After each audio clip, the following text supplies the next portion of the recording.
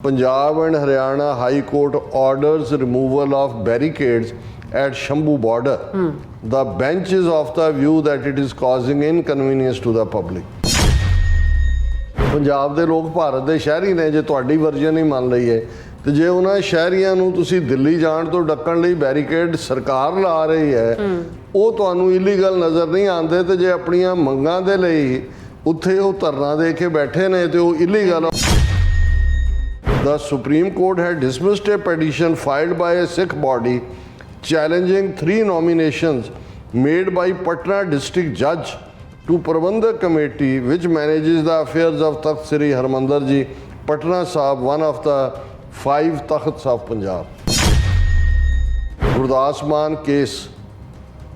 Mere utterance of religiously sensitive remarks does not warrant action, says High Court. ਉਹਨੇ ਇਹ ਵੀ clarify ਕੀਤਾ ਕਿ ਬਈ ਇਹਦੇ 'ਚ ਕੋਈ ਡੈਲੀਬਰੇਟ ਐਕਟ ਨਹੀਂ ਸੀ, ਉਹਦੀ ਕੋਈ ਮਨਸ਼ਾ ਗੁਰਦਾਸ ਮਾਨ ਦੀ ਸਿੱਖਾਂ ਦੇ ਜਜ਼ਬਾਤਾਂ ਨੂੰ ਹਰਟ ਕਰਨ ਦੀ ਨਹੀਂ ਸੀ, ਇਸ ਲਈ ਉਸ ਦੇ ਖਿਲਾਫ ਕੋਈ ਐਕਸ਼ਨ ਨਹੀਂ ਲਿਆ ਜਾ ਸਕਦਾ। ਦਿੱਲੀ ਦੀ ਪੋਲਿਊਸ਼ਨ ਲਈ ਪੰਜਾਬ ਦੇ ਸਿੱਖ ਕਿਸਾਨ ਜ਼ਿੰਮੇਵਾਰ, ਹੋਰ ਹਰ ਚੀਜ਼ ਦੇ ਲਈ। ਔਰ ਹੁਣ ਜਿਸ ਲੈਵਲ 'ਤੇ ਜਾ ਕੇ ਜੁਡੀਸ਼ਰੀ ਨੰਗੇ ਤਾੜ ਉਸ ਪਾਸੇ ਤੁਰੀ ਹੈ ਕਿ ਭਾਈ ਤੁਸੀਂ ਬਿਲਕੁਲ ਇਨਜਸਟਿਸ ਕਰ ਰਹੇ, ਮੈਨੂੰ ਕੋਈ ਹੈਰਾਨੀ ਨਹੀਂ ਹੋਏਗੀ ਕਿ ਆਉਣ ਵਾਲੇ ਹਫ਼ਤਿਆਂ ਦੇ ਵਿੱਚ SYL ਕੈਨਾਲ ਦਾ ਮੁੱਦਾ ਜਿਹੜਾ ਸੁਪਰੀਮ ਕੋਰਟ ਦੇ ਵਿੱਚ ਹੈ, ਉਸ ਮੁੱਦੇ ਦੇ ਉੱਤੇ ਵੀ ਕੋਈ ਫੈਸਲਾ ਸੁਣਾ ਦਿੱਤਾ ਜਾਏ।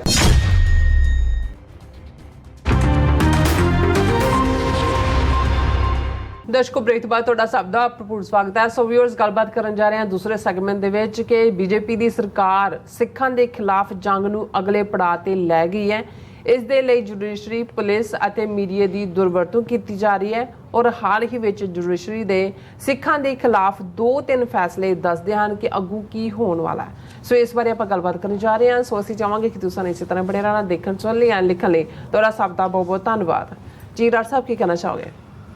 ਦੇਖੋ, ਅਕਸਰ ਡੈਮੋਕ੍ਰੇਸੀ ਜਾਂ ਜਮਹੂਰੀਅਤ ਜਾਂ ਲੋਕਤੰਤਰ ਜਿਹੜੇ ਲਫ਼ਜ਼ ਅੱਡ-ਅੱਡ ਇਸਤੇਮਾਲ ਕੀਤੇ ਜਾਂਦੇ ਨੇ, ਉਹਨਾਂ ਦੇ ਜਿਹੜੇ 4 ਪਿੱਲਰ ਮੰਨੇ ਜਾਂਦੇ ਨੇ, ਉਹਨਾਂ ਦੇ ਵਿੱਚ ਇੱਕ ਐਗਜ਼ੈਕਟਿਵ ਹੈ, ਲੈਜਿਸਲੇਚਰ ਹੈ, ਜੁਡੀਸ਼ਰੀ ਹੈ, ਤੇ ਚੌਥਾ ਮੀਡੀਆ ਨੂੰ ਕਿਹਾ ਜਾਂਦਾ ਹੈ। ਔਰ ਜ਼ਾਹਰ ਹੈ ਲੈਜਿਸਲੇਚਰ ਲੋਕਾਂ ਦੀ ਨੁਮਾਇੰਦਗੀ ਹੁੰਦੀ ਹੈ, ਲੋਕ ਵੋਟਾਂ ਰਾਹੀਂ ਚੁਣਦੇ ਨੇ।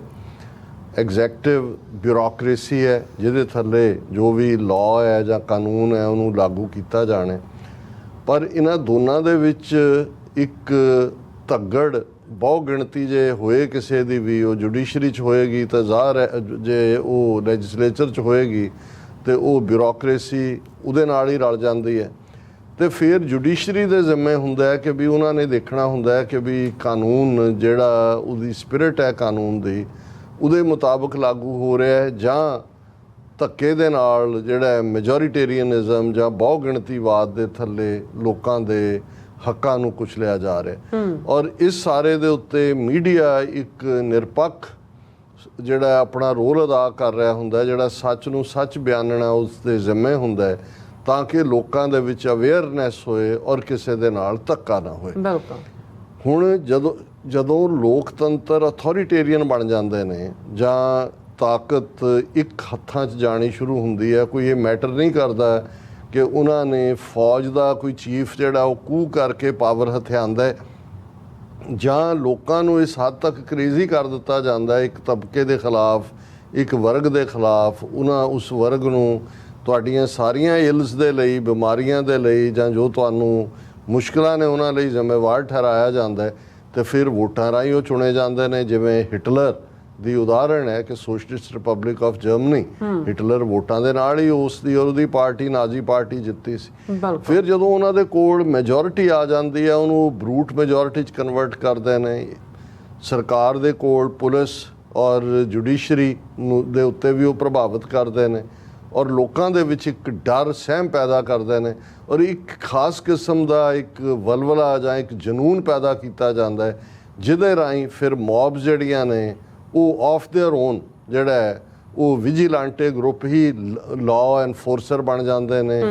ਲਿੰਚਿੰਗ, ਅੱਗਾਂ ਲਾਣੀਆਂ, ਜੋ ਅਸੀਂ ਜੇ ਜਰਮਨ ਨਾਜ਼ੀਆਂ ਦੀ ਜਿਹੜੀ ਜਿਵੇਂ ਕ੍ਰਿਸਟਲ ਨੋਟ ਸੀ ਇੱਕ ਫਰਾਈਡੇ ਉਹਨਾਂ ਨੇ ਯਹੂਦੀਆਂ ਦੇ ਕਾਰੋਬਾਰਾਂ ਦੇ ਉੱਤੇ ਅਟੈਕ ਕਰਕੇ ਕਿਤਾਬਾਂ ਸਾੜਤੀਆਂ ਔਰ ਬੋਨਫਾਇਰ ਬਣਾਤੀ ਉਹਨਾਂ ਦੀ। ਇਹ ਸਾਰਾ ਹੁੰਦਾ ਹੈ ਔਰ ਮੀਡੀਆ ਬੱਲੇ ਬੱਲੇ ਕਰ ਰਿਹਾ ਹੁੰਦਾ। ਮੀਡੀਆ ਉਸ ਸਾਰੇ ਨੂੰ ਹੀ ਦੇਸ਼ ਭਗਤੀ ਦੇ ਨਾਂ ਥੱਲੇ ਔਰ ਦੂਸਰਿਆਂ ਨੂੰ ਟ੍ਰੇਟਰ ਬਣਾ ਰਿਹਾ ਹੁੰਦਾ। ਉਹੀ ਜਿਹੜਾ ਲੇਟ 20s ਦਾ ਮਾਡਲ ਔਰ ਅਰਲੀ 30s ਦਾ ਮਾਡਲ ਜਿਹਦੇ ਥੱਲੇ ਨਾਜ਼ੀਆਂ ਨੇ ਫਿਰ ਕਿਸ ਕਦਰ ਜ਼ੁਲਮ ਕੀਤੇ। ਇਕੱਲਾ ਇਹੀ ਨਹੀਂ ਸੀ ਕਿ ਉਹ ਜਰਮਨ ਦੀ ਹਦੂਦ ਤੱਕ ਮਹਿਦੂਦ ਰਹੇ, ਫਿਰ ਜਦੋਂ ਨਾਜ਼ੀਆਂ ਨੇ ਯੂਰਪ ਦੇ ਬਾਕੀ ਹਿੱਸਿਆਂ ਤੇ ਕਬਜ਼ਾ ਕਰਨਾ ਸ਼ੁਰੂ ਕੀਤਾ ਤੇ ਕਿਵੇਂ ਬਾਕੀ ਵੀ ਜਿਹੜੇ ਇਸ ਕਿਸਮ ਦੀ ਜਨੂਨੀ ਫਿਤਰਤ ਵਾਲੇ ਲੋਕ ਸੀ ਉਹਨਾਂ ਨੂੰ ਜੁਆਇਨ ਕਰਦੇ ਗਏ, ਯਹੂਦੀਆਂ ਦਾ, ਜਿਪਸੀਆਂ ਦਾ ਔਰ ਦੂਸਰੇ ਜਿਹੜੇ ਵਿਚਾਰੇ ਅੰਡਰ ਪ੍ਰਿਵਿਲੇਜ ਸੀ ਉਹਨਾਂ ਦੇ ਦੀਆਂ ਮੌਬ ਲਿੰਚਿੰਗਸ ਔਰ ਕਤਲੇਆਮ ਔਰ 6 ਮਿਲੀਅਨ ਉਹਨਾਂ ਦੀਆਂ ਡੈਥ ਕਿੰਨੀਆਂ ਹੋਰ। ਇਹ ਸਾਰੀ ਕਹਾਣੀ ਪਤਾ ਹੈ ਦੁਨੀਆ ਨੂੰ। ਇਹ ਨਾਰਾ ਵੀ ਲਾਇਆ ਗਿਆ ਕਿ ਨੈਵਰ ਅਗੇਨ। ਪਰ ਅਸੀਂ ਦੇਖ ਰਹੇ ਹਾਂ ਵੀ ਇਸ ਦੇ ਠੀਕ ਆਲਮੋਸਟ 80 ਸਾਲ ਬਾਅਦ, ਜੇ 1940 ਨੂੰ ਅਸੀਂ ਕੱਟ ਆਫ ਡੇਟ ਮੰਨ ਲਈ ਹੈ, 80-84 ਸਾਲ ਬਾਅਦ 1 ਬਿਲੀਅਨ 500 ਮਿਲੀਅਨ ਲੋਕ ਜਿੱਥੇ ਰਹਿੰਦੇ ਨੇ ਉੱਥੇ ਇਹ ਵਰਤਾਰਾ ਵਾਪਰ ਰਿਹਾ। ਉਵੇਂ ਹੀ ਵੋਟਾਂ ਦੇ ਜ਼ੋਰ ਨਾਲ 2014 'ਚ, ਕਿਉਂਕਿ ਵੋਟਾਂ ਤੋਂ ਪਹਿਲਾਂ 2002 'ਚ ਹਜ਼ਾਰਾਂ ਮੁਸਲਮਾਨਾਂ ਦਾ ਗੁਜਰਾਤ ਦੇ ਵਿੱਚ ਜਿਹੜਾ ਉਹ ਘਾਣ ਕੀਤਾ ਗਿਆ। 50,000 ਤੋਂ ਜ਼ਿਆਦਾ ਸਿੱਖ ਕਿਸਾਨਾਂ ਨੂੰ ਬੇਘਰੇ ਕਰਨ ਦੇ ਲਈ ਉਹਨਾਂ ਦੇ ਉੱਤੇ ਵੀ ਜ਼ੁਲਮ ਕੀਤੇ ਕਿ ਗੁਜਰਾਤੀਆਂ ਨੂੰ ਇਹ ਪੂਰਾ ਯਕੀਨ ਕਰਾ ਦਿੱਤਾ ਕਿ ਭਾਈ ਇਹ ਮੋਦੀ ਅਮਿਤ ਸ਼ਾਹ ਜਿਹੜੀ ਦੋਨੋਂ ਕਾਤਲਾਂ ਦੀ ਜੋੜੀ ਇਹ ਅਸਲ 'ਚ ਹਿੰਦੂ ਰਾਜ ਵੱਲ ਜਾਂ ਹਿੰਦੂਤਵਾ ਵੱਲ ਵਾਪਸ ਜਿਹੜਾ 1000 ਸਾਲ ਬਾਅਦ ਲੈ ਕੇ ਜਾਏਗੀ ਔਰ ਹਿੰਦੂ ਹਿਰਦੇ ਸਮਰਾਟ ਦਾ ਟਾਈਟਲ ਲੈ ਕੇ 2014 'ਚ ਮੋਦੀ ਪਾਵਰ ਦੇ ਵਿੱਚ ਆਇਆ। ਬਿਲਕੁਲ ਇਹ ਤੀਸਰੀ ਟਰਮ, ਬੇਸ਼ੱਕ 240 ਸੀਟਾਂ ਨੇ, ਮਾਈਨੋਰਟੀ ਗਵਰਨਮੈਂਟ ਹੈ, ਪਰ ਨੀਤੀਆਂ ਇਉਂ ਜਾਪਦਾ ਜਿਹੜੇ ਇਹਨਾਂ ਨੇ ਮੁਸਲਮਾਨਾਂ ਨੂੰ ਤਾਂ ਪਹਿਲੇ ਦਿਨ ਤੋਂ ਹੀ ਸਿੱਧੇ ਤੌਰ ਤੇ ਟਾਰਗੇਟ ਕੀਤਾ। ਸਿੱਖਾਂ ਦੇ ਖਿਲਾਫ ਇਹਨਾਂ ਦੀ ਨੀਤੀ ਜਿਹੜੀ ਸੀ ਹੁਣ ਤੱਕ ਡੈਥ ਕਿਸ ਵਾਲੀ ਸੀ ਕਿ ਵੀ ਤੁਸੀਂ ਭਰਾ ਕਹਿ ਕੇ ਜੀ ਇਹ ਤਾਂ ਸਾਡਾ ਹੀ ਹਿੱਸਾ ਨੇ। ਔਰ ਅਨਫੋਰਚੂਨੇਟਲੀ ਪ੍ਰਕਾਸ਼ ਸਿੰਘ ਬਾਦਲ ਵਰਗਾ ਬੇਸ਼ਰਮ ਆਦਮੀ ਜਿਸ ਨੇ ਪਤੀ ਪਤਨੀ ਦਾ ਰਿਸ਼ਤਾ ਕਹਿ ਕੇ ਬੀਜੇਪੀ ਨਾਲ ਅਨਕੰਡੀਸ਼ਨਲ ਸਪੋਰਟ ਥਰੋ ਕੀਤੀ, ਨਤੀਜੇ ਦੇ ਤੌਰ ਤੇ ਇਹਨਾਂ ਨੇ ਸਿੱਖਾਂ ਦੇ ਵਿੱਚ ਵੀ ਆਪਣੀਆਂ ਜੜ੍ਹਾਂ ਲਾਉਣ ਦੀ ਕੋਸ਼ਿਸ਼ ਕੀਤੀ, ਰਾਸ਼ਟਰੀ ਸਿੱਖ ਸੰਗਤ ਵੀ ਬਣਾਈ। ਲੇਕਿਨ ਇਹ ਇੱਕ ਜਦੋਂ ਰੁਲਦਾ ਸਿੰਘ ਉਸ ਦਾ ਚੀਫ ਬਣਾਇਆ, ਰੁਲਦੇ ਨੂੰ ਕਿਸੇ ਨੇ ਰੋਲ ਦਿੱਤਾ ਤੇ ਉਸ ਤੋਂ ਬਾਅਦ ਕਿਸੇ ਦੀ ਨਾ ਹਿੰਮਤ ਹੀ ਨਹੀਂ ਪੈਂਦੀ ਕਿ ਕੋਈ ਉਹਦੀ ਥਾਂ ਲੈ। ਔਰ ਇਸ ਤੋਂ ਬਾਅਦ ਉਹਨਾਂ ਨੇ ਕਿਸੇ ਦਾ ਮੁਖੀ ਤਾਂ ਨਹੀਂ ਬਣਾਇਆ, ਪਰ ਅਸੀਂ ਦੇਖਦੇ ਹਾਂ ਕਿ ਬਹੁਤ ਸਾਰਾ ਬਾਬਾ ਕਲਚਰ ਔਰ ਦੂਸਰੇ ਰਾਹੀਂ ਵੀ ਉਹਨਾਂ ਨੇ ਉਹ ਨਾਮਧਾਰੀ ਹੋਣ, ਜਾਲੀ ਜਿਹੇ ਨਿਹੰਗ ਹੋਣ, ਦੂਜੇ ਹੋਣ, ਉਹ ਆਪਣਾ ਹਿੰਦੂਤਵਾ ਦਾ ਏਜੰਡਾ ਲਾਗੂ ਕਰ ਰਹੇ ਨੇ। ਪਰ ਉਹਨਾਂ ਨੇ ਇਹ ਦੇਖਿਆ ਕਿ ਵੀ ਗੁਰਦੁਆਰਿਆਂ ਤੇ ਕੰਟਰੋਲ ਕਰੋ।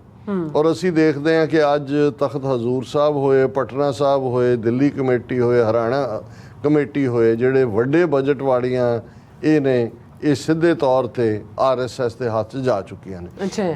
ਹੁਣ ਜਦੋਂ ਤੁਸੀਂ ਇਹਨਾਂ ਦੇ ਵਿੱਚ ਜਿਹੜੀ ਘੁਸਪੈਠ ਕਿਤੇ ਜਿਵੇਂ ਪਟਨਾ ਸਾਹਿਬ ਜਾਂ ਹਜ਼ੂਰ ਸਾਹਿਬ 'ਚ ਸਰਕਾਰ ਆਪਣੀ ਪਾਵਰ ਲੈਂਦੀ ਹੈ ਜੀ ਅਸੀਂ ਕਮਿਸ਼ਨਰ ਅਪਾਇੰਟ ਕਰ ਦਿਆਂਗੇ ਔਰ ਦੂਜੇ ਨੇ ਤੁਸੀਂ ਕਿ ਬਈ ਇਹ ਤਾਂ ਲਾਅ ਦੀ ਵਾਇਲੇਸ਼ਨ ਹੈ, ਗੁਰਦੁਆਰਿਆਂ ਦੇ ਸੰਵਿਧਾਨ ਦੀ ਵਾਇਲੇਸ਼ਨ ਹੈ, ਤੁਸੀਂ ਕੀ ਕਰੋਗੇ? ਅਦਾਲਤ ਜਾਓਗੇ ਤੇ ਅਦਾਲਤ ਕਹੇ ਜੀ ਨਹੀਂ ਇਹ ਠੀਕ ਹੈ, ਤੁਹਾਡੇ ਦਰਵਾਜ਼ੇ ਬੰਦ, ਕਬਜ਼ਾ ਬਰਕਰਾਰ ਜਿਨ੍ਹਾਂ ਦੇ ਕੋਲ ਹੈ।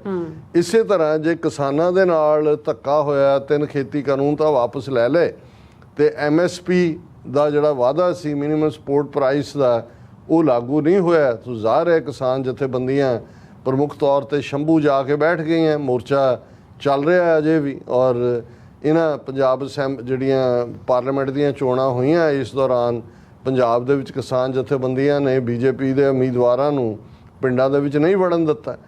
ਹੁਣ ਉਹਨਾਂ ਨੂੰ ਇਹ ਲੱਗਦਾ ਸੀ ਕਿ ਵੀ ਅਸੀਂ ਉਹ ਜਿਹੜੇ 32 ਕੇ 34 ਕਾਮਰੇਡੀ ਬ੍ਰਾਂਡ ਜੇ ਖੜੇ ਕੀਤੇ ਸੀ ਉਹ ਤਾਂ ਉਹਨਾਂ ਨੇ ਜਿਹੜੇ ਨੇ ਉਲਟਾ ਦਿੱਤੇ ਔਰ 92 MLA ਬਣਾ ਕੇ ਭਗਵੰਤ ਮਾਨ ਸਿੱਧਾ ਅਮਿਤ ਸ਼ਾਹ ਦੇ ਨਾਲ ਰਲ ਕੇ ਕਰ ਰਿਹਾ। ਪਰ ਕਿਸਾਨ ਫਿਰ ਉੱਠ ਕੇ ਆ ਗਏ ਸ਼ੰਭੂ ਦੇ ਵਿੱਚ ਔਰ ਦੂਜੇ, ਔਰ ਉਹਦੇ 'ਚ ਸ਼ੁਭਮਨ ਸਿੰਘ ਨੂੰ ਸ਼ਹੀਦ ਕੀਤਾ ਗਿਆ, ਕਿਵੇਂ ਜ਼ੁਲਮ ਕੀਤੇ ਗਏ, ਕਿਵੇਂ ਕਿਸ ਟਾਈਪ ਦਾ ਹੋਇਆ, ਉਸ ਸਭ ਦੇ ਬਾਵਜੂਦ ਕਿਸਾਨ ਜਥੇਬੰਦੀਆਂ ਡਟੀਆਂ ਹੋਈਆਂ ਨੇ।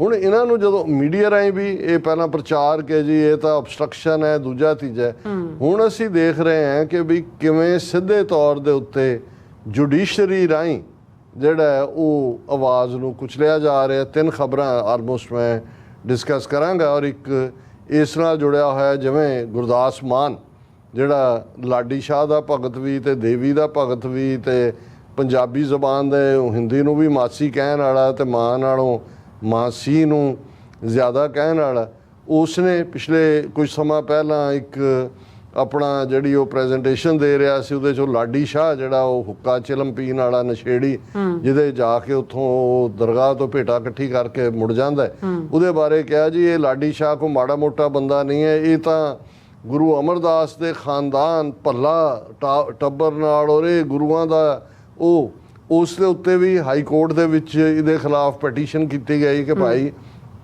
ਇਹ ਇਸ ਕਿਸਮ ਦੇ ਨਸ਼ਈ ਤਮਾਕੂ ਵਾਲਿਆਂ ਨੂੰ ਗੁਰੂਆਂ ਨਾਲ ਜੋੜਨਾ। ਲੇਕਿਨ ਉਸ ਦੇ ਉੱਤੇ ਵੀ ਹਾਈ ਕੋਰਟ ਦਾ ਜਿਹੜਾ ਫੈਸਲਾ ਆਇਆ ਹੈ ਉਸ ਤੋਂ ਅਸੀਂ ਅੰਦਾਜ਼ਾ ਲਾ ਸਕਦੇ ਹਾਂ ਕਿ ਹੁਣ ਸਿੱਧੇ ਤੌਰ ਦੇ ਉੱਤੇ ਕਿਵੇਂ ਜੁਡੀਸ਼ਰੀ ਨੰਗੇ ਚਿੱਟੇ ਹੋ ਕੇ ਹਿੰਦੂ ਤਵੀਆਂ ਦੇ ਹੱਕ 'ਚ ਭੁਗਤ ਰਹੀ ਹੈ। ਪਹਿਲਾਂ ਜਿਹੜੀ ਅੱਜ ਦੀ ਪ੍ਰਮੁੱਖ ਖਬਰ ਸਾਰੇ ਹੀ ਪੰਜਾਬ ਦੇ ਮੀਡੀਆ ਦੀ ਹੈ, Punjab and Haryana high court orders removal of barricades at Shambhu border, the bench is of the view that it is causing inconvenience to the public। ਹੁਣ ਪੰਜਾਬ ਹਰਿਆਣਾ ਹਾਈ ਕੋਰਟ ਨੇ ਅੱਜ ਫੈਸਲਾ ਸੁਣਾਇਆ, ਉਹਨੇ ਦੋਨਾਂ ਸਰਕਾਰਾਂ ਨੂੰ ਕਿਹਾ, ਪੰਜਾਬ ਔਰ ਹਰਿਆਣੇ ਦੇ ਨੂੰ, ਕਿ ਆਹ ਜਿਹੜੇ ਕਿਸਾਨ ਮੋਰਚਾ ਲਾ ਕੇ ਬੈਠੇ ਨੇ ਸ਼ੰਭੂ, ਇਹਨਾਂ ਦੇ ਬੈਰੀਕੇਡ ਜਿਹੜੀਆਂ ਇਹ ਚੁੱਕੋ, ਇਹਨੂੰ ਖ਼ਤਮ ਕਰੋ, ਕਿਉਂਕਿ ਇਹ ਲੋਕਾਂ ਦੇ ਲਈ ਔਰ ਦੂਸਰਾ ਔਰ 5 ਮਹੀਨਿਆਂ ਤੋਂ ਜ਼ਿਆਦਾ ਉਹ ਬੈਠੇ ਹੋਏ ਨੇ। ਔਰ ਜੁਡੀਸ਼ਰੀ ਨੇ ਕਿਹਾ ਜੀ ਇਹ unlawful sealing off the border between Haryana and Punjab, unlawful ceiling.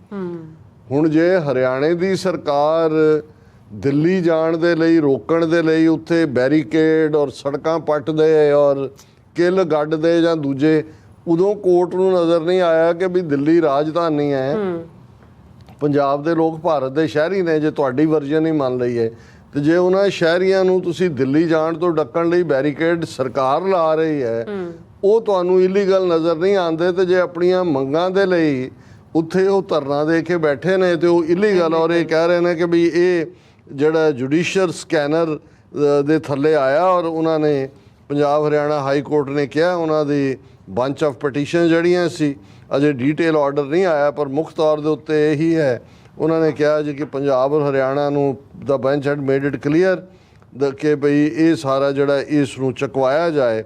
ਔਰ ਇਹ ਉਹਨਾਂ ਨੇ ਕਿਹਾ ਜੀ ਬੈਂਚ ਨੇ, it is pointed out that the highways, national highways at the Shambhu border continue to be blocked, which is causing inconvenience to the commuters. Accordingly, both the states of Punjab and Haryana shall submit their affidavits in regarding this aspect by the next date of hearing, giving the details as to when it was closed and for how long they said position would continue। ਉਹਨਾਂ ਨੇ ਕਿਹਾ ਜੀ ਇਹਨੂੰ ਬੰਦ ਕਰੋ ਔਰ ਇਹ ਸਾਰਾ। ਹੁਣ ਜਦੋਂ ਜੁਡੀਸ਼ਰੀ ਦਾ ਫੈਸਲਾ ਆ ਗਿਆ, ਜੇ ਕਿਸਾਨ ਰਜਿਸਟ ਕਰਨਗੇ ਤੇ ਗੋਲੀ ਲਾਠੀ ਜੋ ਵੀ ਉਹਨਾਂ ਨੂੰ ਹੋਇਆ ਉਹ ਇਸਤੇਮਾਲ ਹੋਏਗਾ। ਦੇਖੋ ਜੀ ਇਹ ਤਾਂ ਬੇਕਾਨੂੰਨੇ ਲੋਕ ਨੇ। ਹੁਣ ਜਿਵੇਂ ਅਸੀਂ ਕਿਹਾ ਵੀ ਪਟਨਾ ਸਾਹਿਬ ਦੀ ਗੁਰਦੁਆਰਾ ਮੈਨੇਜਮੈਂਟ ਦੇ ਵਿੱਚ ਕਮਿਸ਼ਨਰ ਨੇ 3 ਮੈਂਬਰ ਜਿਹੜੇ ਨੇ ਸਰਕਾਰੀ ਕਮਿਸ਼ਨਰ ਨੇ ਅਪਾਇੰਟ ਕੀਤੇ ਸੀ, ਉਸ ਦੇ ਉੱਤੇ ਸੁਪਰੀਮ ਕੋਰਟ ਦੇ ਵਿੱਚ ਪਟੀਸ਼ਨ ਸੀ ਕਿ ਵੀ ਇਹ ਇਲੀਗਲ ਹੈ, ਇਹ ਕੋਈ ਹੱਕ ਨਹੀਂ ਹੈ ਜ਼ਿਲ੍ਹਾ ਕਮਿਸ਼ਨਰ ਨੂੰ ਨੋਮੀਨੇਟ ਕਰਨ ਦਾ, ਔਰ ਉਹਦੇ ਤੇ ਅੱਜ ਸੁਪਰੀਮ ਕੋਰਟ ਦਾ ਫੈਸਲਾ ਹੈ। ਸੁਪਰੀਮ ਕੋਰਟ ਡਿਸਮਿਸਿਸ ਪਲੀ against nominations to Patna Sahib Sikh body. The Supreme Court had dismissed a petition filed by a Sikh body challenging 3 nominations made by Patna district judge to Prabandhak committee which manages the affairs of Takht Sri Harmandir Ji Patna Sahib, one of the 5 Takhts of Punjab। ਖਬਰ ਦਾ title ਹੀ ਆਪਣੇ ਆਪ 'ਚ ਦੱਸਦਾ ਵੀ ਜਿਹੜੇ 3 ਉਹਨਾਂ ਦੇ ਜੱਜ ਨੇ, ਡਿਸਟ੍ਰਿਕਟ ਜੱਜ ਨੇ ਅਪਾਇੰਟ ਕੀਤੇ, ਇੱਕ ਸਿੱਖ ਬਾਡੀ ਨੇ ਚੈਲੰਜ ਕੀਤਾ ਔਰ ਉਹਦੇ 'ਚ ਉਹਨਾਂ ਨੇ ਕਿਹਾ ਜੀ ਬਿਲਕੁਲ ਅਸੀਂ ਇਹਦੇ 'ਚ ਇੰਟਰਫੀਅਰ ਨਹੀਂ, ਕਿ we are not inclined to interfere with the imposed judgement and order passed by high court. ਔਰ ਉਹਨਾਂ ਨੇ ਕਿਹਾ ਜੋ ਹਾਈ ਕੋਰਟ ਨੇ ਇਹਦੇ 'ਤੇ ਫੈਸਲਾ ਦਿੱਤਾ ਉਹ ਬਿਲਕੁਲ ਠੀਕ ਹੈ ਔਰ ਅਸੀਂ ਇਹਦੇ 'ਚ ਇੰਟਰਫੀਅਰ ਨਹੀਂ ਕਰਦੇ। ਸੋ ਇਹ ਪਟਨਾ ਸਾਹਿਬ ਮੈਨੇਜਮੈਂਟ ਦੇ ਉੱਤੇ ਵੀ ਜਿਹੜੀ ਇਹ ਹੈ ਉਹਦੇ ਥੱਲੇ ਉਹਨਾਂ ਦਾ ਪੱਕਾ ਕਬਜ਼ਾ। ਹੁਣ ਗੁਰਦਾਸ ਮਾਨ ਦੇ ਕੇਸ ਦੀ ਗੱਲ ਕਰੀਏ, ਇਸ ਦੇ ਉੱਤੇ ਹਾਈ ਕੋਰਟ ਨੇ ਫੈਸਲਾ ਸੁਣਾਇਆ, Gurdas Maan case mere utterance of religiously sensitive remarks does not warrant action, says High Court। ਉਹਨੇ ਕਿਹਾ ਜੀ ਉਹਨੇ ਬਸ ਕਮੈਂਟ ਹੀ ਕੀਤਾ, ਉਹਨੇ ਕਿਹੜਾ ਕੋਈ ਸਿੱਖਾਂ ਦੇ ਖਿਲਾਫ ਕੁਛ ਕਿਹਾ, ਇਸ ਲਈ ਜਿਹੜਾ ਇਹਦੇ ਤੇ ਕੋਈ ਐਕਸ਼ਨ ਨਹੀਂ ਲਿਆ ਜਾ ਸਕਦਾ। ਉਹਨਾਂ ਨੇ ਕਿਹਾ ਕਿ ਜੀ ਮੀਅਰ ਅਟਰੈਂਸ ਆਫ ਰਿਲੀਜੀਅਸ ਸੈਂਸਿਟੀਵਿਟੀ ਪਾਰਟ, ਔਰ ਇਹ ਜਸਟਿਸ ਸੰਦੀਪ ਮੋਗਦਿਲ ਉਹਨੇ ਇਹ ਵੀ ਕਲੈਰੀਫਾਈ ਕੀਤਾ ਕਿ ਵੀ ਇਹਦੇ 'ਚ ਕੋਈ ਡੈਲੀਬਰੇਟ ਐਕਟ ਨਹੀਂ ਸੀ, ਉਹਦੀ ਕੋਈ ਮਨਸ਼ਾ ਗੁਰਦਾਸ ਮਾਨ ਦੀ ਸਿੱਖਾਂ ਦੇ ਜਜ਼ਬਾਤਾਂ ਨੂੰ ਹਰਟ ਕਰਨ ਦੀ ਨਹੀਂ ਸੀ, ਇਸ ਲਈ ਉਸ ਦੇ ਖਿਲਾਫ ਕੋਈ ਐਕਸ਼ਨ ਨਹੀਂ ਲਿਆ ਜਾ ਸਕਦਾ। ਔਰ ਇਹ ਮੰਗੋਲੀ ਦੇ ਬੈਂਚ ਨੇ ਕਿਹਾ ਕਿ ਜੀ ਇਹ ਉਹਨੇ ਜਿਹੜੀ FIR ਫਲਾਣੀ ਹੈ ਇਹਨੂੰ ਅਸੀਂ ਥਰੋ ਆਊਟ ਕਰਦੇ। ਹੁਣ ਇਹ 3 ਫੈਸਲੇ ਜਿਹੜੇ ਇਹਨਾਂ ਬੀਤੇ 2-3 ਦਿਨਾਂ ਦੇ ਵਿੱਚ ਨੇ, ਇਹ ਦੱਸ ਰਹੇ ਨੇ ਜੁਡੀਸ਼ਰੀ ਅਤੇ ਮੀਡੀਆ ਦਾ ਇਹੀ ਰੋਲ ਹੁੰਦਾ ਹੈ ਵੀ ਜਦੋਂ ਕੋਈ ਨੈਗੇਟਿਵਿਟੀ ਹੁੰਦੀ ਹੈ, ਜਿਵੇਂ ਉਹ ਸ਼ਿਵ ਸੈਨਾ ਵਾਲੇ ਨੂੰ ਜਿਹਨੇ 6 ਜੂਨ ਨੂੰ ਲੱਡੂ ਮਠਿਆਈਆਂ ਵੰਡੀਆਂ ਪਿੰਡ ਵਾਲਿਆਂ ਦੇ ਖਿਲਾਫ ਕਿਹਾ, 2 ਨਿਹੰਗ ਸਿੰਘਾਂ ਨੇ ਆਪਣੇ ਤੌਰ ਦੇ ਉੱਤੇ ਮਤਾ ਸੋਧ ਕੇ ਉਸ ਨੂੰ ਮਾੜਾ ਜਿਹਾ ਜਿਹੜਾ ਉਹ ਚਾੜਾ ਛਕਾਇਆ, ਔਰ ਉਸ ਦੇ ਉੱਤੇ ਗਵਰਨਰ ਪੰਜਾਬ ਦਾ ਆ ਕੇ ਲੁਧਿਆਣੇ ਬਹਿ ਗਿਆ ਕਿ ਜੀ ਲਿਆਓ ਰਿਪੋਰਟ ਕੀ ਹੈ ਉਹਦੇ ਦੂਜੇ ਨੂੰ। ਹਾਲਾਂ ਲਾ ਐਂਡ ਆਰਡਰ ਦੇ ਨਾਲ ਗਵਰਨਰ ਦਾ ਕੋਈ ਲਾਗਤ ਹੈ, ਉਸ ਤਾਂ ਸਟੇਟ ਦਾ ਸਬਜੈਕਟ ਹੈ। ਸੋ ਇੱਕ ਮਾਹੌਲ ਸਿਰਜਿਆ ਜਾ ਰਿਹਾ, ਔਰ ਮੈਂ ਅੱਜ ਦੀ ਆਵਾਜ਼ ਪ੍ਰੋਗਰਾਮ 'ਚ ਵੀ ਇਹ ਗੱਲ ਕਹੀ ਸੀ ਕਿ ਕਈ ਵਾਰੀ ਕੁਛ ਚੀਜ਼ਾਂ ਜੋ ਸਰਾਊਂਡਿੰਗਸ ਚੱਲ ਰਹੀਆਂ ਹੁੰਦੀਆਂ ਨੇ, ਜਿਵੇਂ ਭਾਈ ਅੰਮ੍ਰਿਤਪਾਲ ਸਿੰਘ ਦੇ ਸਹੁੰ ਚੁੱਕਣ ਨੂੰ ਲੈ ਕੇ ਜਿਸ ਕਿਸਮ ਦਾ ਮਾਹੌਲ ਸਿਰਜਿਆ ਗਿਆ, ਔਰ ਅੱਜ ਈਵਨ ਸੁਖਬੀਰ ਬਾਦਲ, ਅਕਾਲ ਤਖਤ ਦੇ ਜਥੇਦਾਰ, ਔਰ ਇਹਨਾਂ ਸਾਰਿਆਂ ਨੇ ਵੀ ਜਿਹੜਾ ਦੇਸ਼ ਧਰੋਹ ਦਾ ਕੇਸ ਸਿੱਖ ਲੀਡਰ ਜਿਹੜੇ ਨੇ ਟਿੰਮਾ ਉਹਨਾਂ ਦੇ ਖਿਲਾਫ ਹਰਿਆਣਾ ਰਾਜਸਥਾਨ ਦੇ ਵਿੱਚ ਰਜਿਸਟਰ ਕੀਤਾ ਗਿਆ, ਉਹਨੂੰ ਕੰਡੈਮ ਕੀਤਾ। ਉਹਨਾਂ ਨੇ ਕਿਹਾ ਜੀ ਕਿ ਉਹਨੇ ਤਾਂ ਮੀਅਰ ਜਿਹੜੀ ਖਬਰ ਨੂੰ ਹੀ ਪੋਸਟ ਕੀਤਾ, ਕੋਈ ਜਿਹੜੀ ਭੜਕਾੜ ਜਾਂ ਦੇਸ਼ ਨੂੰ ਮੁਲਕ ਨੂੰ ਤੋੜਨ ਦੀ ਗੱਲ ਵੀ ਨਹੀਂ ਕੀਤੀ। ਲੇਕਿਨ ਇਹ ਸਾਰਾ ਪਾਰਟ ਮੈਨੂੰ ਇਹ ਦੱਸ ਰਿਹਾ, ਜੇ ਮੈਂ ਇਸ ਨੂੰ ਦੇਖਾਂ ਕਿ ਇਹ ਉਹ ਮਾਹੌਲ ਸਿਰਜਿਆ ਜਾ ਰਿਹਾ। ਆਲਰੇਡੀ ਜਿਹੜੀ ਸਿੱਖਾਂ ਦੇ ਖਿਲਾਫ 40 ਵਰ੍ਹੇ ਪਹਿਲਾਂ ਵਿੱਢੀ ਹੋਈ ਜੰਗ ਹੈ, ਟੋਟਲ ਵਾਰ, ਉਸ ਨੂੰ ਅਗਲੀ ਸਟੇਜ ਦੇ ਉੱਤੇ ਲਿਜਾਇਆ ਜਾ ਰਿਹਾ। ਹਾਲਾਂ ਅਸੀਂ ਦੇਖਦੇ ਹਾਂ ਕਿ ਪਿਛਲੇ ਦਿਨਾਂ ਦੇ ਵਿੱਚ ਜਦੋਂ ਦਿੱਲੀ ਦੇ ਵਿੱਚ ਕਾਫੀ ਜ਼ਿਆਦਾ ਜਿਹੜੀ ਹੈ ਉਹ ਪੋਲਿਊਸ਼ਨ ਲੈਵਲ ਸੀ, ਔਰ ਸਾਰੇ ਲੀਡਰ ਦਿੱਲੀ ਦੇ, ਹੁਣ ਤਾਂ ਕੇਜਰੀਵਾਲ ਬਿਹਾਈਂਡ ਬਾਰ ਹੈ, ਪਰ ਉਦੋਂ ਵੀ ਕੇਜਰੀਵਾਲ ਤੋਂ ਲੈ ਕੇ ਦੂਜੇ ਪੰਜਾਬ ਦੇ ਕਿਸਾਨਾਂ ਨੂੰ ਕਿ ਜੀ ਇਹ ਜਿਹੜੇ ਨੇ ਪਰਾਲੀ ਸਾੜਦੇ ਨੇ ਝੋਨੇ ਦੀ, ਉਹਦੇ ਨਾਲ ਇਹ ਸਾਰਾ ਪੋਲਿਊਸ਼ਨ ਲੈਵਲ ਹੋ ਰਿਹਾ। ਹਾਲਾਂ ਹੁਣ ਇਹ ਵੀ ਸਾਹਮਣੇ ਆਇਆ, ਈਵਨ ਜਿਹੜਾ ਇਹਨਾਂ ਦਾ ਗ੍ਰੀਨ ਟ੍ਰਿਬਿਊਨਲ ਹੈ, ਨੈਸ਼ਨਲ ਗ੍ਰੀਨ ਟ੍ਰਿਬਿਊਨਲ NGT, ਉਹਨਾਂ ਦੇ ਜਸਟਿਸ ਸੁਧੀਰ ਅਗਰਵਾਲ ਨੇ, ਉਹਨਾਂ ਨੇ ਪਿਛਲੇ ਦਿਨਾਂ 'ਚ ਕਿਹਾ ਕਿ ਵੀ ਇਹ ਗਲਤ ਗੱਲ ਹੈ ਪੰਜਾਬ ਦੇ ਫਾਰਮਰਸ ਨੂੰ ਬਲੇਮ ਕਰਨਾ, ਵੀ ਇਹ ਤਾਂ ਜਿਹੜਾ ਪਰਾਲੀ ਦਾ ਸੜਨਾ ਜਾਂ ਦੂਜਾ ਪੰਜਾਬ 'ਚ ਕੋਈ ਸਬੂਤ ਨਹੀਂ ਹੈ ਕਿ ਦਿੱਲੀ ਦੀ ਪੋਲਿਊਸ਼ਨ ਦੇ ਵਿੱਚ ਉਹਨਾਂ ਦਾ ਰੋਲ ਆ। ਉਹ 2% ਤੋਂ ਵੀ ਘੱਟ ਰੋਲ ਹੋਏਗਾ। ਉਹ ਐਨਵਾਇਰਨਮੈਂਟ ਫਰੈਂਡਲੀ ਪੈਡੀ ਕਲਟੀਵੇਸ਼ਨ ਦੇ ਇੱਕ ਸਮਾਗਮ ਦੇ ਵਿੱਚ ਬੋਲ ਰਹੇ ਸੀ, ਜਿਸ 'ਚ ਉਹਨਾਂ ਨੇ ਕਿਹਾ neither is there a scientific study to establish this claim nor is it practical to prove that smoke from Punjab is causing pollution in Delhi, justice Agarwal said। ਉਹਨਾਂ ਨੇ ਕਿਹਾ ਨਾ ਕੋਈ ਸਾਇੰਟੀਫਿਕ ਸਟੱਡੀ ਹੈ ਜਿਹੜੀ ਇਹ ਪ੍ਰੂਵ ਕਰੇ ਕਿ ਭਾਈ ਪੰਜਾਬ 'ਚੋਂ ਆ ਰਿਹਾ ਧੂੰਆਂ ਪੋਲਿਊਸ਼ਨ ਪੈਦਾ ਕਰ ਰਿਹਾ, ਨਾ ਹੀ ਉਹਨਾਂ ਨੇ ਕਿਹਾ ਕਿ ਭਾਈ ਇਹਦੇ 'ਤੇ ਰਿਸਰਚ ਕਰੋ। Highlighting the injustices faced by the farmers, he argued, blaming the farmers, registering cases against them and imposing penalties very unjust. Most farmers are not educated and changing their mindset takes time. There is a need to visit every village and hold several awareness programs to educate them. ਹੁਣ ਜਿਹੜਾ ਖੁਦ, ਕਿਉਂਕਿ national green tribunal ਹੈ ਜਿਹਦੇ ਕੋਲ ਜਿਹਦਾ ਮਹਿਕਮਾ ਹੈ ਕਿ ਐਨਵਾਇਰਨਮੈਂਟ, ਉਹ ਕਹਿ ਰਿਹਾ ਵੀ ਇਹ ਝੂਠੇ ਨੇ। ਔਰ ਹੁਣ ਤੁਸੀਂ ਅੰਦਾਜ਼ਾ ਲਾਓ ਕਿੰਨਾ ਬਦਨਾਮ ਇਹਨਾਂ ਨੇ ਪੰਜਾਬ ਦੇ ਕਿਸਾਨਾਂ ਨੂੰ ਕੀਤਾ।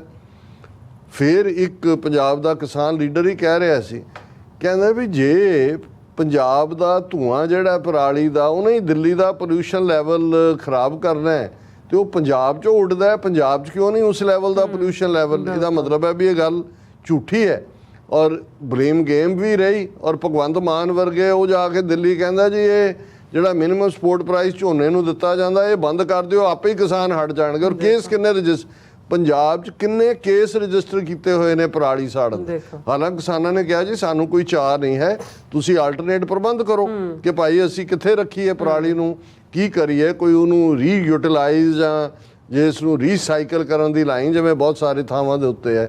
ਲੇਕਿਨ ਅਸੀਂ ਇਹਨੂੰ ਵੀ ਇਸ ਗੇਮ ਦਾ ਹਿੱਸਾ ਦੇਖਦੇ ਹਾਂ ਕਿਉਂਕਿ ਇਹ ਇੱਕ ਜਿਹੜਾ ਪੈਟਰਨ ਹੁੰਦਾ ਆਲਵੇਜ਼ ਕਿ we before killing a dog you have to prove ਕਿ ਇਟਸ ਏ ਮੈਡ ਡੌਗ, ਕੁੱਤੇ ਨੂੰ ਮਾਰਨ ਤੋਂ ਪਹਿਲਾਂ ਸਾਬਤ ਕਰੋ ਕਿ ਕੁੱਤਾ ਹੈ। ਸੋ ਉਹ ਉਹਨਾਂ ਨੇ ਮਾਹੌਲ ਸਿਰਜਿਆ ਹੋਇਆ ਹੈ। ਦਿੱਲੀ ਦੀ ਪੋਲਿਊਸ਼ਨ ਲਈ ਪੰਜਾਬ ਦੇ ਸਿੱਖ ਕਿਸਾਨ ਜ਼ਿੰਮੇਵਾਰ, ਹੋਰ ਹਰ ਚੀਜ਼ ਦੇ ਲਈ।